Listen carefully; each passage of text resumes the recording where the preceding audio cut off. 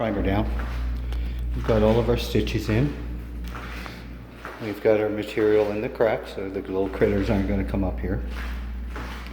And what has originally happened is the moisture on this side of the home all the way around here was saturating. And the house went down and the heave broke these floors on the interior. So when you have heave cracks, that means the outside is moving down, causing your cracks to heave up. It's going to be hollow underneath here. We put our grinder on top of here and ground these high spots down. And I think you can see, you can see the aggregate in there, how far down we went. That kind of looks pretty, don't it? Yeah.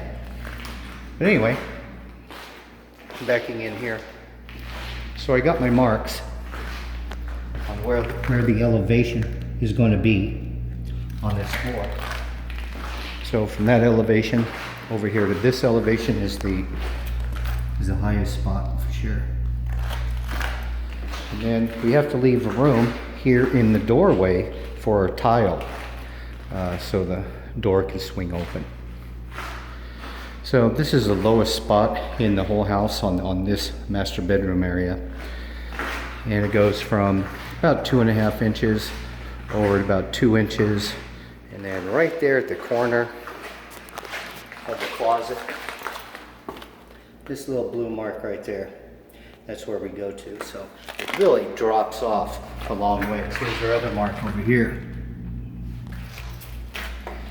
And then we go from here down to nothing. And we'll just barely cover that right there, that crack where we got the stitches.